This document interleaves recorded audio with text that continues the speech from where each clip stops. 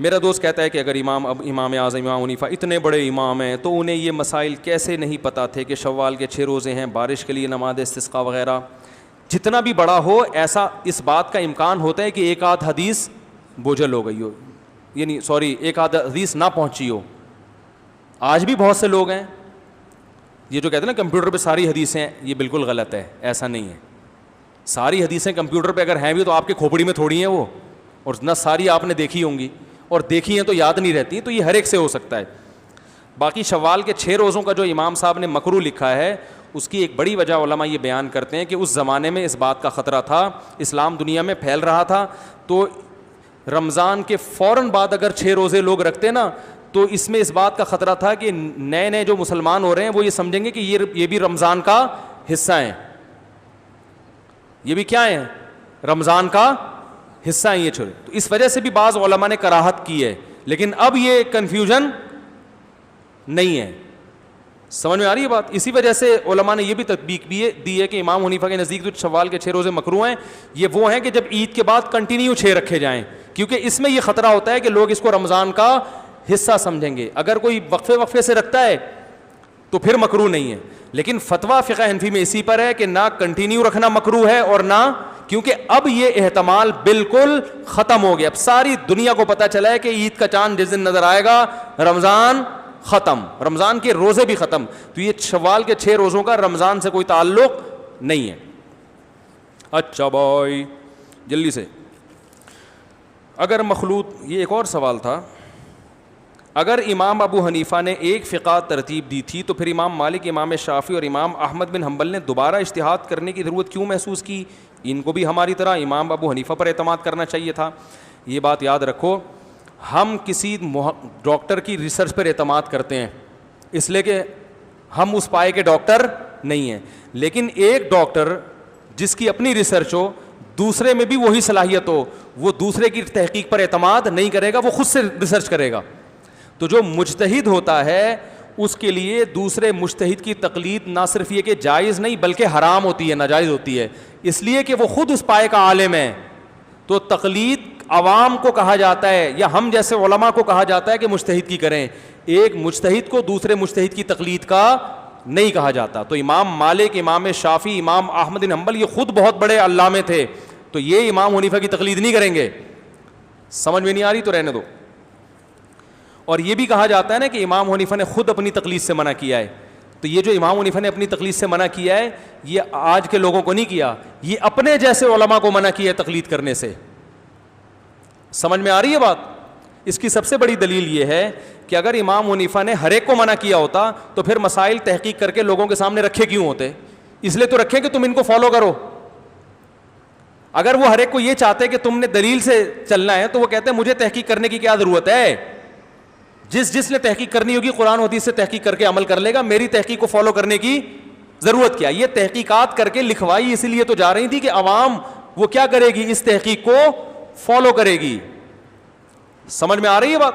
اور امام شافعی نے بھی یہ بات لکھی ہے کہ میری تقلید مت کرو. علامہ نووی جو فقہ شافعی کے امام ہیں انہوں نے یہ صاف لکھا ہے کہ امام شافعی کی مراد وہ لوگ ہیں جو امام شافعی کے لیول کے آدمی ہوں. انہوں نے فرمایا کہ عام آدمی کے لیے خود سے تحقیق کرنا, جو پیچیدہ مسائل ہیں ان کی بات کر رہا ہوں, خود سے اس کی اجازت نہیں ہے, کیونکہ علامہ نووی کہتے ہیں اس میں اس کی صلاحیت نہیں ہے. وہ کہتے ہیں خود تحقیق کی صلاحیت جب ہوگی, آگے انہوں نے پوری ڈیٹیل لکھی ہے کہ خود تحقیق کا اہل جب ہے جب ان تمام علوم پر اس کو قدرت حاصل ہو, پھر وہ علوم انہوں نے بیان کیے ہیں. تو امام شافعی کی بات انہی کے شاگرد ہم سے زیادہ اچھا سمجھتے ہیں. سمجھ رہے ہیں؟ اور امام شافعی نے خود بھی لوگ کہتے ہیں امام حنیفہ کسی کی تقلید کیوں نہیں کرتے تھے. جب امام ابو حنیفہ مجتہد نہیں تھے تو وہ اپنے سے پہلوں کی تقلید کرتے تھے, جب وہ مجتہد بن گئے تو انہوں نے تقلید چھوڑ دی. یہ عجیب بات ہے کہ جب خود بھی صلاحیت نہیں تھی پھر بھی نہیں کرتے تھے. یہ تو امام حنیفہ ایسا تھوڑی کریں گے بھائی, جب خود صلاحیت پیدا ہو گئی پھر تقلید چھوڑ دی. امام شافعی نے ایک مسئلے میں کہا ہے قلتہ تقلید لعطاء, اس میں نے عطاء ابن ابی رباح کی تقلید کی ہے. تو پتہ چلا امام شافعی بھی کیا کرتے تھے, جب تک خود مجتہد نہیں تھے تو وہ بھی کسی کی تقلید کرتے تھے. تو ہم جو کہہ رہے ہیں نا تقلید واجب ہے, ان پر واجب ہے جو مجتہد نہیں ہے.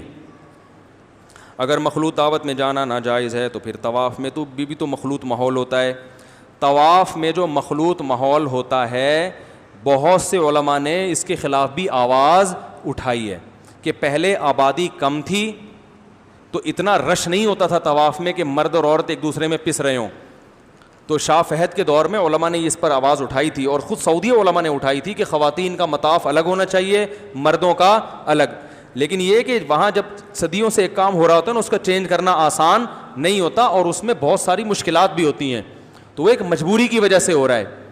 اگر اس سے آپ استدلال کرتے ہیں کہ طواف میں مرد اور عورت اکٹھے ہوتے ہیں اس لیے اختلاط جائز ہے, تو سوال پیدا ہوتا ہے نماز میں کیوں نہیں ہوتے؟ نماز میں نبی نے مردوں کو عورتوں کے ساتھ کھڑے ہونے کی اجازت دی ہے؟ نہیں دی ہے نا. نماز میں مردوں کی صف آگے اور عورتوں کی صف سے پیچھے. تو جب نماز میں مخلوط ماحول کی اجازت نہیں دی تو شادی بیاہ میں کہاں سے اجازت ہوگی؟ تو وہ طواف میں ایک مجبوری سے ہے کہ وہ ممکن نہیں ہے, اتنا کراؤڈ ہے, وہ کیسے روکیں گے؟ اور ویسے بھی طواف کا ایک وقار بھی ہوتا ہے نا, طواف کا ایک روحانی اثر بھی ہوتا ہے کہ وہاں اختلاط کے باوجود بھی گناہ کا خیال نہیں آتا. جبکہ شادی بیاہوں میں جو مخلوط ماحول ہوتا ہے وہاں تو جاتے ہی اس چکر میں بہت سے لوگ. ہاں نا, میتوں میں ہو رہا ہے. میں ایسی شادی جانتا ہوں جو میت پہ ہوئی ہے. میں نے ایک اپنے دوست سے میں نے پوچھا یار آپ کی یہاں شادی کیسے ہو گئی؟ یہ تو آپ کے نہ ریلیٹیو ہیں نہ رشتہ دار ہیں, کچھ بھی نہیں. کہہ رہے ہیں یار وہ بھی میت پہ آئی ہوئی تھی, میں بھی آیا ہوا تھا, جنازہ پڑا ہوا ہے وہیں آنکھ مٹکا ہوا ہے.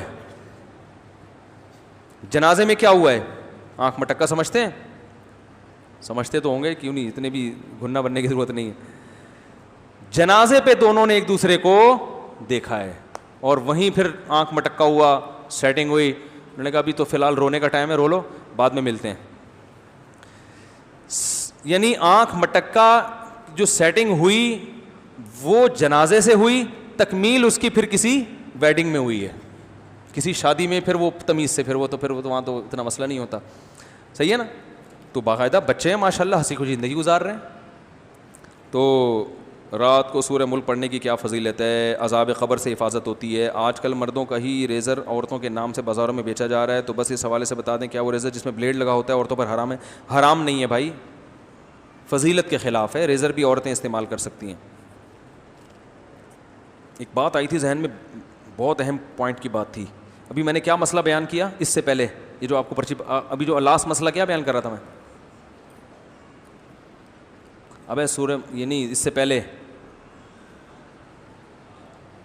ہاں مرد اور خواتین کا اختلاط پر بات کر رہا تھا نا. ایک اہم چیز آئی تھی دماغ میں, بالکل نکل گئی ہے, کاش دوبارہ آ جائے. اس سے دماغ میں بڑی ایک ٹینشن ہوتی ہے کہ ایک چیز بات آتے آتے سائڈوں سے نکل جائے. کدھر گئی؟ اگر کسی نے انشورنس پالیسی لی ہو اور وہ مکمل ہو گئی ہو تو اب اسے کیسے معلوم ہوا کہ یہ حرام ہے؟ اب جو اماؤنٹ اسے ملے گا اس میں سے کتنا لینا جائز ہوگا؟ جتنا اماؤنٹ آپ نے انشورنس کمپنی کو قسطوں کے نام پہ جمع کرایا ہے وہ سارا آپ کا ہے, وہ رکھ لیں. جو اضافی ہے وہ ثواب کی نیت کے بغیر صدقہ کر دیں. سمجھ گئے؟ پروفٹ حلال نہیں ہے, جو اصل راس المال ہے وہ کیا ہے؟ حلال ہے. سمجھ گئے؟ سبحانک اللہم و بحمدک نشہد